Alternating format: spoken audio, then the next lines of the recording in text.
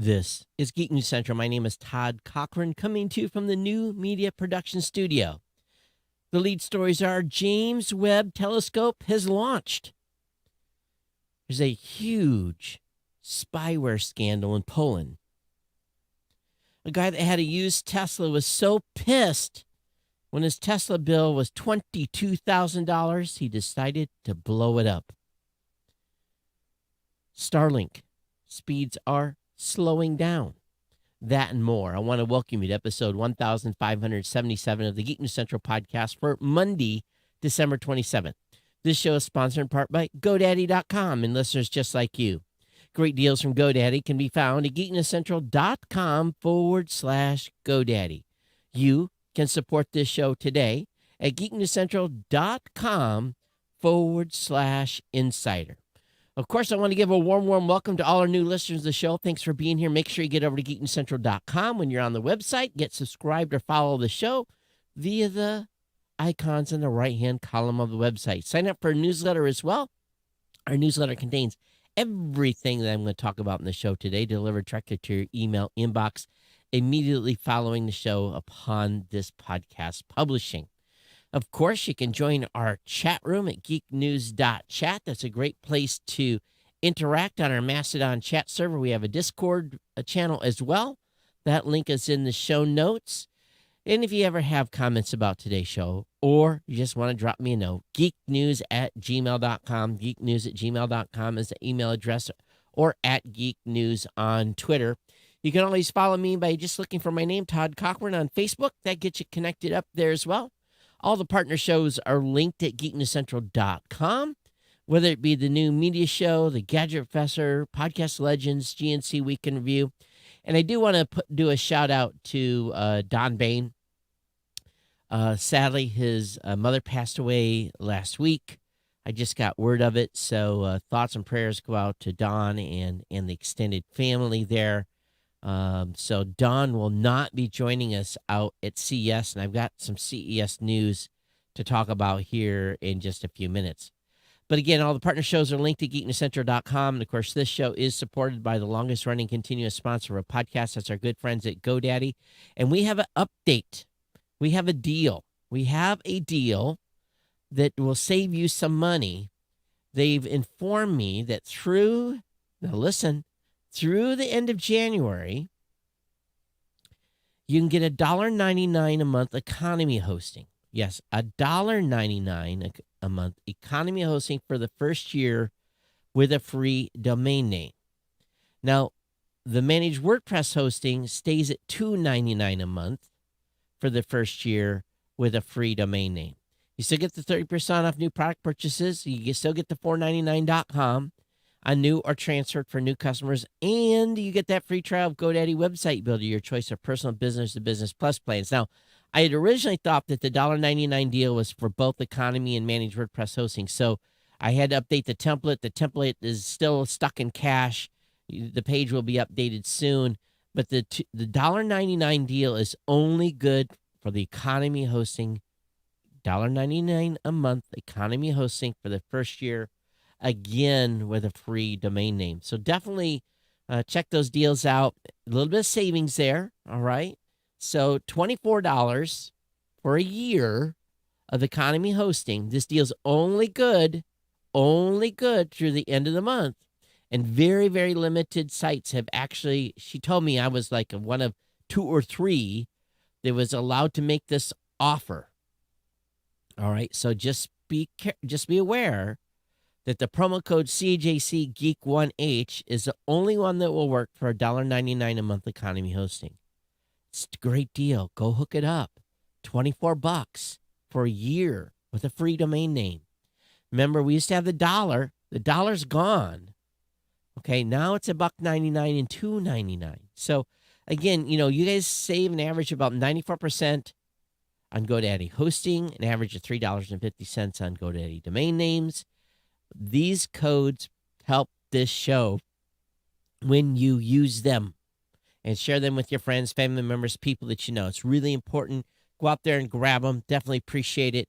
And anyway, thanks GoDaddy for being a longtime sponsor here of the podcast, and really getting ready to go to CES would not be possible. Would not be possible without the ongoing sponsorship of CES. I mean, ongoing sponsorship of GoDaddy. So let me just talk a little bit about CES. I got word this morning that sadly, the Plug Hits Live team, which brings all the gear for our live coverage at CES, is not coming.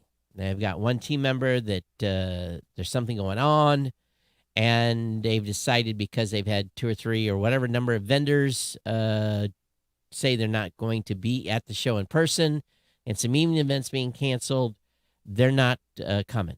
So that leaves Marlo, myself, Kirk, and Chris kind of trying to figure out what to do.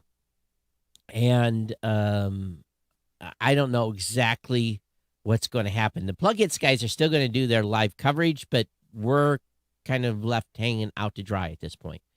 So we're trying to figure out what we're going to do for the show. We'll be going. We'll be covering it, but probably not live. I don't see a way to do that at this point, at this 9th hour in the game. It just logistics-wise, for me to pack a bunch of stuff. I don't even know if our workspace is available or not. So we're still trying to figure that out. But I'm still going. I'm still going to Vegas, still going to CES. The show is still on, has not been canceled. Geek News Central will be there. CNET won't be there. The Verge won't be there, but Geek News Central will be there. And the GNC Weekend Review will be there as well.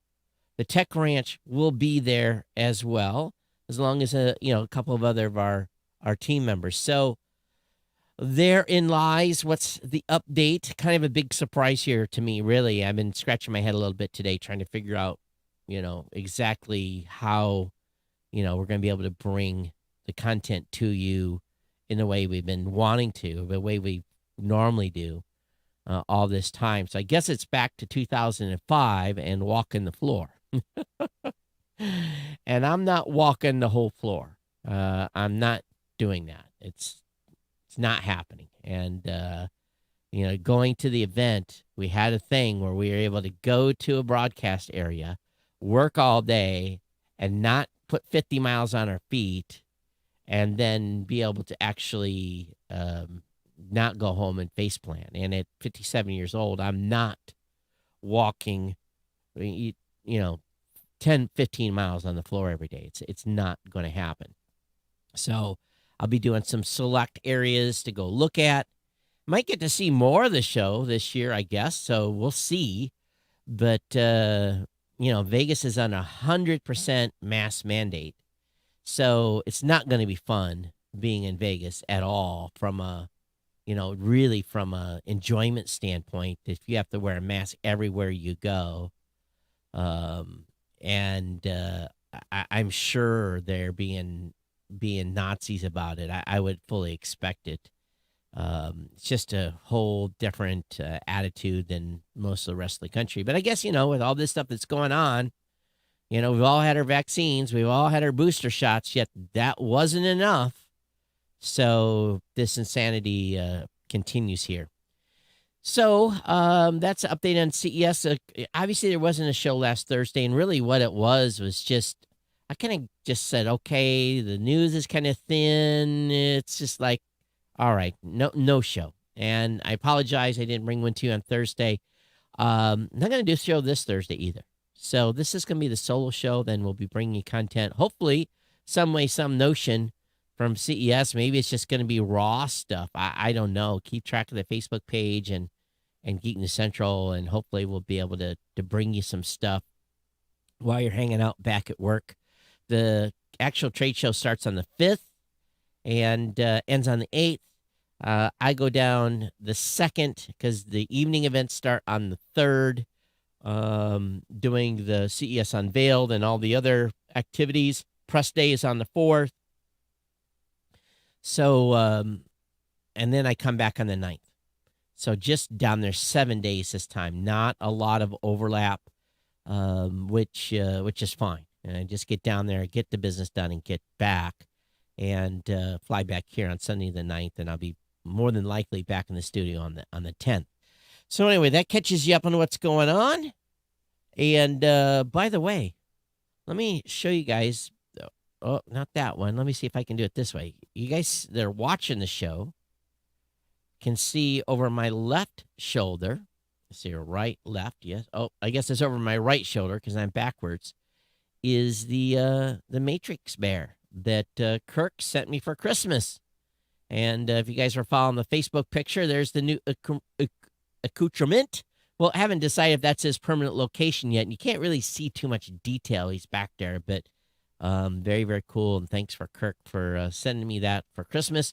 I did get to go see The Matrix. I got to see it again or 3 times. There's a lot going on. If you haven't been, it is a classic Matrix with a few spins here and there, and some crazy story for sure about what happened to Neo and Trinity after they crashed from the end of the last Matrix. But I'm not going to be a spoiler. We'll let you guys go watch it. Well worth going seeing. We did get the money to Sam, and Sam sent a thank you note back to everyone here. Thank you for their donations. We do appreciate it. So belated Merry Christmas or Sam. But anyway, for all of you, I hope you had a good Christmas with your family, had some downtime. I did. I just kind of hung out and really ate too much. Didn't drink that much, but definitely ate too much. And but anyway, it's good. And today back in the office, it's just been crazy man today because of all the stuff that catching up from the weekend. So on Christmas Day, the James Webb Space Telescope launched successful. It didn't blow up, thank God. And so now it's on a 29-day trip to the L1, L2 area. And over the next 4 or 5 days, they've got some very critical things that are going to happen. They were able to deploy the high-speed antenna that has been deployed, and so and it got movement, but they're going to unfurl basically the protection system for the telescope over the next 4 days. So this is probably, in my estimation, the do or die point for this $10 billion telescope. And did you guys know this only has about a 5 to 6 year lifespan? Because where it's at in the L1, L2 area, it's not a completely stable geosynchronous orbit. So they're going to have to use fuel about every 30 days to get it repositioned correctly. So they're saying 5 years, 5 to 6 years is the life on this. And I that to me, somehow I missed that. I would assume this would have been like a total Hubble replacement, and bet if that much money has been spent and we're only going to get 5 years out of this thing is really pretty crazy in my opinion. But that's where we're at. And lots of money being spent. So congratulations. It's in space. Let's hope everything goes right. Hey, there's a spyware scandal that rocked Polish government. Researchers have found evidence of the Pegasus spyware targeting opposition leaders. So this is nasty. Several members of a political opposition group in Poland have been provided evidence that they were hacked by Pegasus spyware, raising alarming questions about the Polish government's use of the software. And it involved, oh, that was weird. Sound like someone must be there banging around the office next to me. The most alarming case involved the leader of Poland's Civic Platform Party, Senator, Krzysztof Brezza, whose phone was compromised a total of 33 times in 6 months leading up to the 2019 election. During the campaign, Polish state media published damaging text messages obtained through his phone, leading concerns the spyware had been used. And the compromise was discovered by Citizens Lab, a spyware research group based out of University of Toronto, which has done extensive work on Pegasus. Citizen Lab previously found evidence linking Pegasus spyware to the killing of Jamal Khashoggi. Again, I apologize, and a separate campaign against New York Times journalists. So here you have the government spying on other potential government leaders, and this is bad. It really is. I guess it's been going on since the beginning of time. Spy and get dirt on your opposition, right? Not that we know anything about that here in the United States, right? Ha, ha, ha. Tesla owner blew up. Yes, blew up his Model S instead of footing a $22,600 repair bill. When faced with a repair bill that costs half of what you paid for your car, do you go through the extensive repair, or you bring it to the junkyard? Well, Finnish Tesla owner Tuomas Katian decided to do something a little more extreme, arguably a little more satisfying. When faced with such a situation, he watched his car up in flames. He blew it up in a YouTube video. They used 34 kilograms of explosives, and they literally launched the vehicle. So, launched it sky high for a short period of time. But, they needed $22,500 for a brand new battery because his battery was out of warranty. 8 years, 150,000 miles. This was a 2013. Already had over 150,000 miles on it, so he wasn't covered by warranty. So he'd only had it a couple months. So here is the challenge. And I've heard of Tesla owners here in the United States that have got older Teslas. They're now facing $20,000 repair bills to replace the battery. Quite insane, isn't it? So just be forewarned. Get rid of it before your warranty's over or before you drive it in the ground. 150,000 miles is not that much anymore. I've got 40,000 miles on my 2019 Ford Edge already. Now granted, backing down to Columbus and, but still, it's a lot. Let's move on here.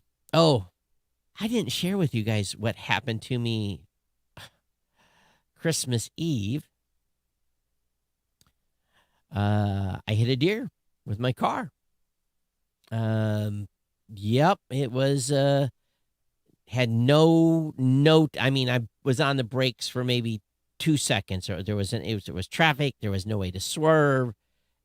There was nowhere to go. And bam, I hit this small doe and, got the, estimate about $4,000 worth of damage to the vehicle. So it gets towed to the repair shop tomorrow. I've got a rental unit. I'm driving a Toyota Celica or something. And, of course, there's all kinds of vehicles piled up, so it might be a month or more before I get my vehicle back. But anyway, yep. It didn't break the headlights, but smashed the front end in completely. Luckily, it did miss the radiator, but it jacked up the radiator louvers and all kinds of other stuff as well. So, such is life. Things happen like that. When you live in Michigan, the deer cause more car damage than regular accidents. Okay, so let's talk just a little bit about Starlink. Starlink's internet speeds are slowing down, but, it's a simple explanation. More customers are coming online. And when it was first introduced, it was well over 100 megs per second. Now they're down from 97 to 87 as measured by speed test. And really what it is they need to add more density to more satellites, and they need to they probably have to slow up the Starlink customer rollout, I would think, in order to keep the speeds up. So we know that Starlink is working hard to get more satellites in the air. SpaceX Falcon 9 last week launched 52 Starlink antennas, bringing the total number to around 2,000 mark. Of course, thousands of more satellites will be launched in 22 and beyond. So latency is still doing pretty good, but a little bit slower speeds. Not what I want to hear there, Elon. Let's get the Falcons rolling. Let's get some more Starlinks in the air or in space. If you live in New York City, Apple stores across New York City are only open if you're picking up an online order. No browsing, no activations, and no Genius Bar for now. People have lost their damn minds.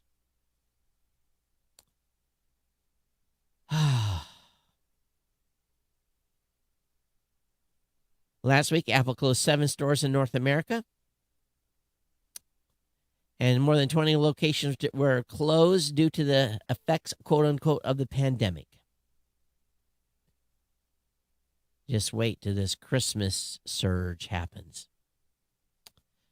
Smart glasses are back in the news. Smart glass could arrive in 22, but it will still need a lot of work. A whole new wave of connected glasses could be coming next year. Will any of them figure out how to stay on my face? That's probably the question.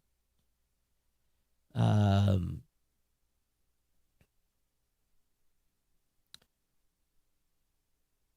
with most of these glasses is they don't work well with prescriptions. And some other folks have found out too is they bought the Ray-Ban from Meta from Facebook, and they couldn't get the lenses changed out. So this is a big dilemma. But we'll see what happens. These things got a long ways to go yet, and for the limited amount of data that they provide you, I think it's just as easy just to look at your phone. Spider-Man No Way Home, first pandemic film to hit $1 billion. The film has raked up praises from critics and fans alike, has been raking it in at the box office. So 12 days to get to $1 billion. It's a good job for Spider-Man. I'm not interested in going to see it. I'll watch it on the Blue Tube. TCL's update its Google TV television sets to fix performance issues. A new software update has fixed the previous issues with TCL sets only available at Best Buy. So that's good. With the new update, TCL claims performance and software issues that affected Google TV lineup has been fixed. So this is the Series 5 and Series 6, which Best Buy yanked from the shelves following complaints. But the lineup is now back on sale after they pushed the software update. There's a good article over at makeuseup.com, 10 reasons to quit Facebook for good. And, of course, it's about your data and your privacy is the big one. And businesses and advertisers are its primary focus, not you. Facebook has misrepresented its data in the past. It probably will again. Facebook tracks other app and website usage. You knew that, right? WhatsApp shares your data with Facebook.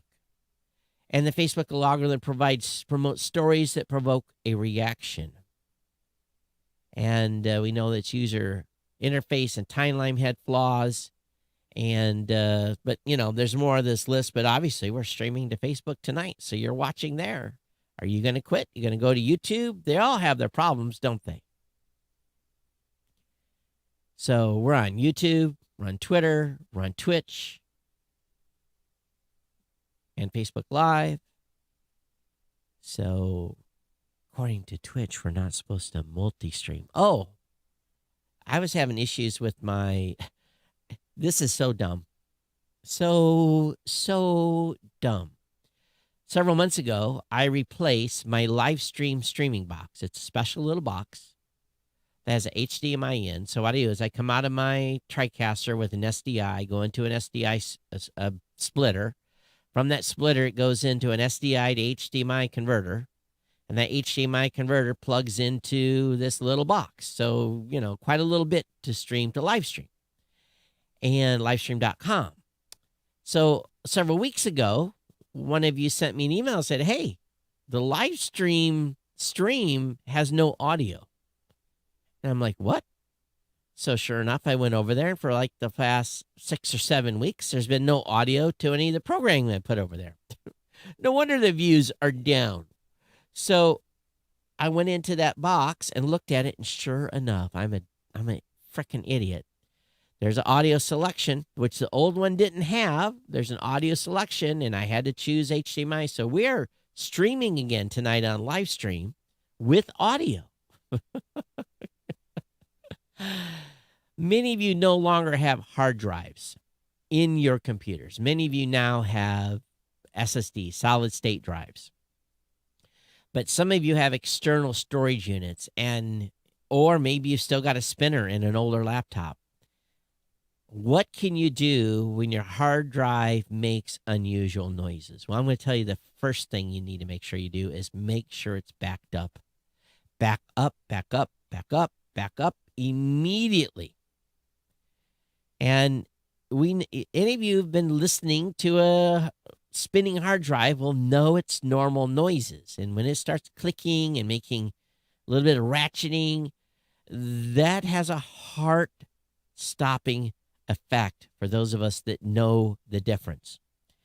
And it could be a muted whining noise, irregular clicking, tapping, hard clicks as the heads are parked when entering a power save mode and powering down. Generally speaking, hard drive noise on startup shouldn't be a cause of concern. In fact, if your hard drive usually makes noise but is completely quiet one day, well, there might be another issue. But if you're running hard drives, spinning ones, and you hear buzzing, this high-pitched whine, or anything like that, please, please, please, please do not pass go. Immediately back that up, because that hard drive could have a death sentence at that point. Its days are numbered. And, one of the noises dubbed the click of death back in the 90s was a sign of a catastrophic hard drive failure. And you may be familiar with it if you use an older computer. So just be aware. But there's some things you can do, some tests and so forth. But get your data backed up is really, really get it backed up immediately.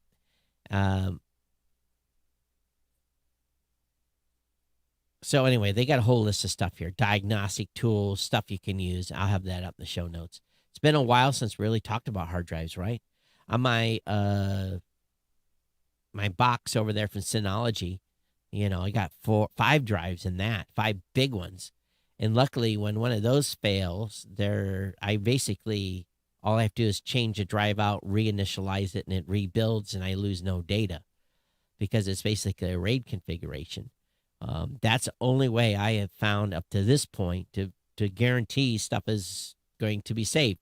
Now, one thing also that I want you to think about, the CD has been around now about, 20 plus years. CDs, if you have a music collection on CD and you are at all concerned about it, and if you have not yet ripped that CD to a hard drive, SSD, digital, whatever it is, you should do that, because CDs are starting to deteriorate. They have about a 25-year shelf life before they start going south. So I've got stacks, literally stacks of CDs that are from my old bulletin board days, all kinds of crazy things that I need to get copied over. I need to start ripping. It's for why, I don't know, archival reasons. But the best thing to do is, if you got an old computer laying around that's got a CD drive in it, use that computer just to rip that stuff to an external hard drive and just do, a couple discs a day and go through your entire stack and make sure you get all that data backed up, because it will not be long before those CDs that you've got in all those cases somewhere are no longer going to be viable. And if it's music and you're saying, I'll just get my stuff on Apple Music, well, it's always good to have an owner's copy of your own that you paid for, that you don't have to pay a service for, right? Remember, that is still possible. We aren't that far down the road yet here. Some people roll their eyes, but I never had to pay for music before, right? Except for the stuff I bought. Let's move on here. Microsoft launched Windows 11 in 2021, and the world will never be the same again. Huh? I, I haven't seen Windows 11 yet. None of my computers will support it. And but they said win and failures. Well, apparently hybrid work was a win for Microsoft. Microsoft Teams for consumers fail, but Microsoft Teams in the corporate world is alive and well. I attend a number of Teams meetings as well, but Zoom definitely has won that. Microsoft social font picking experiment fail. Microsoft's Mesh and the Metaverse fail. Windows 11 as a whole so far has been failed. Windows 10 is still an excellent operating system, running Windows 10 here, running Windows 10 here. The machines have been remarkably stable. Knock on wood, remarkably stable. So definitely, things to consider. Okay, so anyway, there's a full list of stuff here. So link will be up in the show notes for you to check out. Nikola, the truck manufacturer, electric truck manufacturer Nikola has been slammed with a $125 million fine by the SEC for lying to investors and falsely inflating its stock price. After a year of investigation in the company's representation of its business practice, the SEC found Nikola lied about its product and facilities' technical capabilities, leading investor believes they're more proportionate than they actually were. In the settlement, the SEC accused Nikola of having misled investors by misrepresenting or omitting material facts about the refueling time of its prototype vehicles, the status of its headquarters, hydrogen stations, the anticipated costs on source electricity for its planned hydrogen production, and the economic risk benefits associated with its contemplated partnerships with the leading auto manufacturer. So that deceit raised their stock by $26 billion. Despite a complete lack of revenue. $125 million that's just a little small price to pay by that company. Speaking of Zoom, Zoom's latest acquisition connects professional broadcast tools for large-scale events. So they're thinking this virtual stuff's going to be around for a while. I think I agree. Zoom has acquired Zoom-based broadcast tools created by the startup Liminal, along with two of the company's co-founders. The video conferencing platform announced a post on its blog.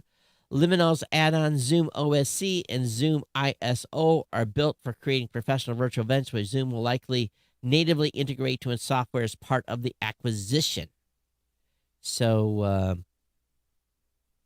by acquiring these assets, Zoom says it will help the platform bridge the gap between emerging and traditional forms of event control tools.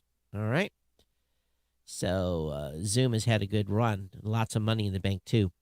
California is suing Walmart over alleged improper disposal of e-waste and other hazardous materials. Waste includes batteries, aerosol sprays, and light bulbs. I'm going to tell you, having been to hazmat school, specifically for California, back in the 80s, let me just tell you, no state in this country has stronger environmental protection rules than California. No state. So if California is going after Walmart, now just think about this one. 88, 89 time frame. California already had regulation on battery disposal. You just couldn't take a battery and as a corporation or a government and throw it in a trash can. Now, consumers still could, but as a company or a government agency, you could not throw a AA battery in the trash can. That was a $125,000 environmental fine for throwing one battery away if you got caught. So if I knew the law from the 80s on batteries and aerosol sprays, now light bulbs are a new one for me, but it makes sense. But the DOJ estimates Walmart unlawfully disposed waste totals 159,000 pounds or more than 1 million items each year. Wow.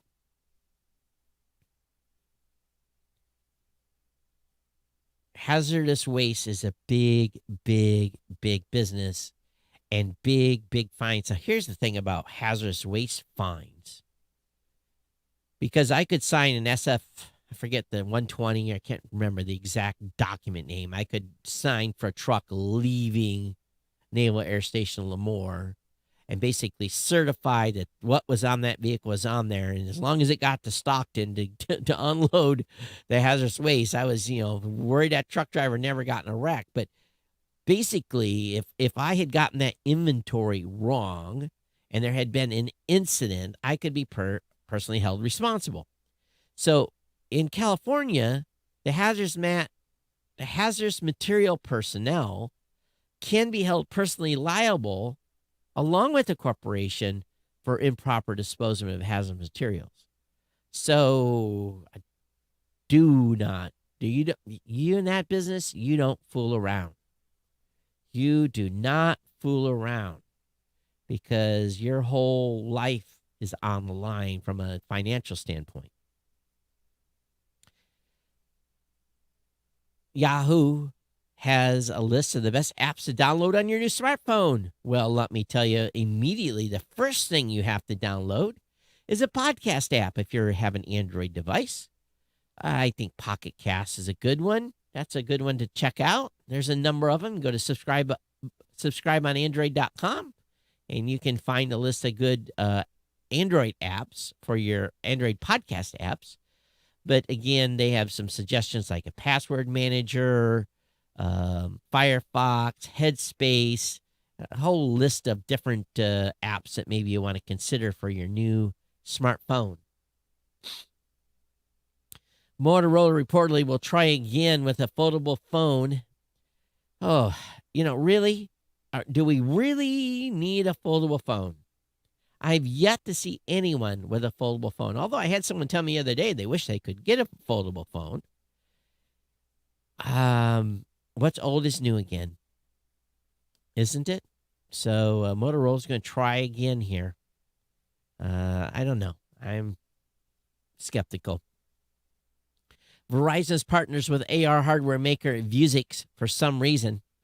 I guess it's instead of it saying, "Can you hear me now?" it's going to be, "Can you see me now?" So more AR stuff. I think a lot of this is premature, but so we'll see. They're partnering with Verizon. The two didn't share many details about their collab. What they did say is that they plan to find a way to commercialize AR technology for use in sports and gaming scenarios, especially those involving the need for training. So can I wear these things in a craps table and they basically helps me out with odds and that kind of stuff? Probably not. But, getting ready to head to Vegas, that would be kind of cool, wouldn't it? Google Maps bug on Android Auto causes navigation to crash for some users. Fortunately, the problem does not appear to be widespread. The navigation interface appears to relaunch every 5 or 10 minutes. Google is yet to acknowledge the issue, but it is crashing on some Android software. Just be aware of this. Could happen. And, of course, it's going to happen right about the time you're trying to, make an exit or, kind of have tricky driving instructions. So be careful out there. Don't let your car navigation system drive you into the ditch. It's being reported that $12 billion in crypto has been stolen over the past decade. Billions of dollars. That's crazy. Think about that. $12 billion has been stolen. How much money's actually been stolen? Probably a lot more. Movano Ring Health Tracker to debut at CES. With plans to compete on price, Movano Ring plans to outprice fitness tracking rivals while aspiring to include glucose monitoring and cuffless blood pressure. Now, glucose monitoring, that got my attention here. The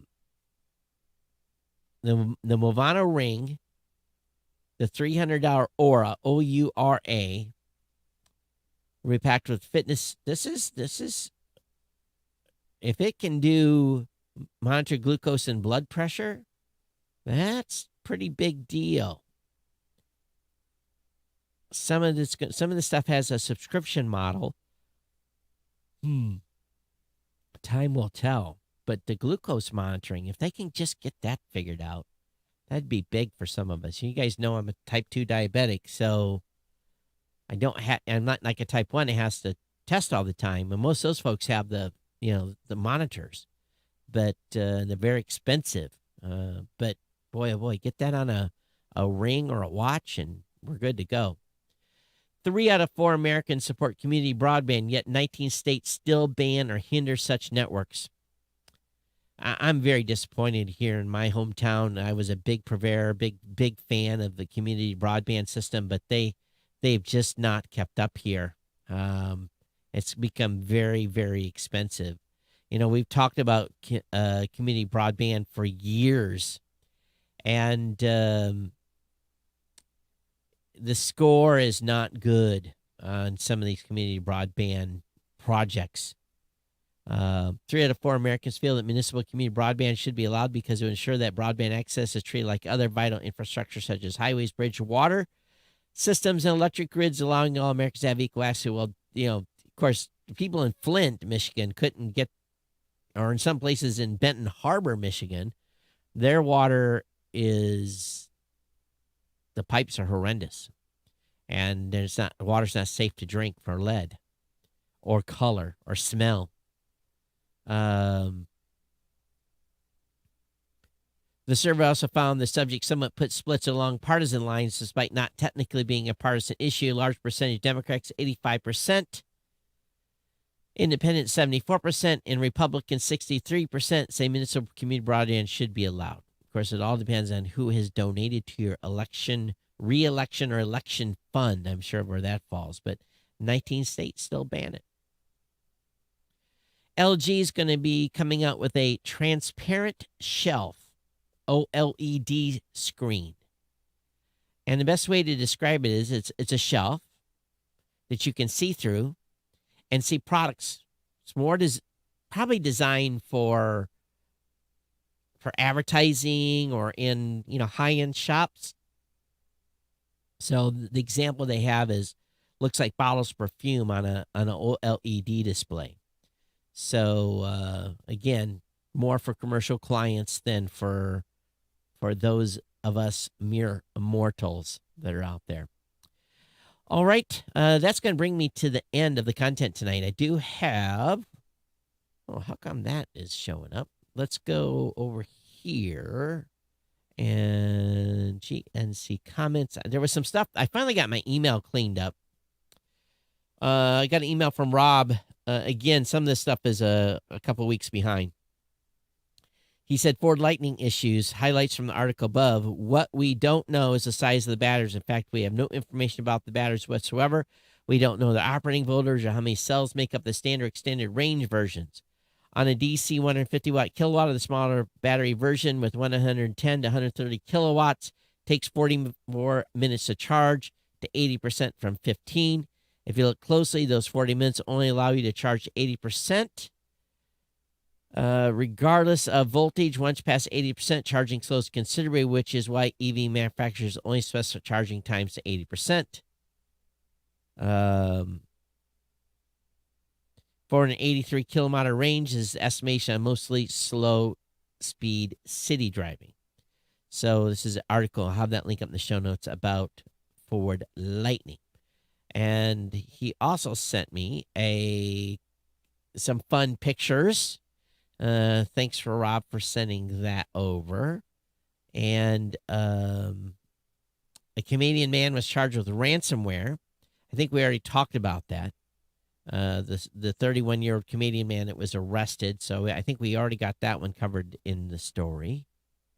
And okay, I think that catches us up.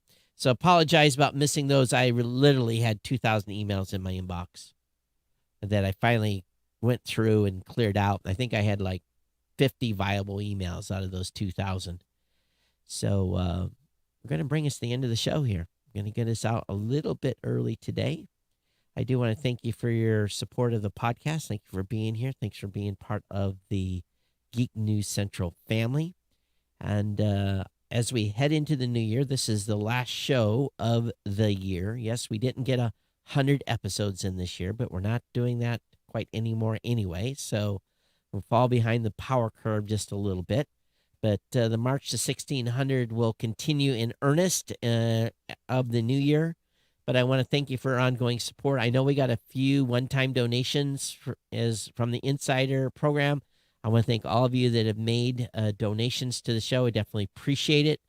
Thank you so very, very much for being here and being part of the family for the past year or however long you've been listening to the show.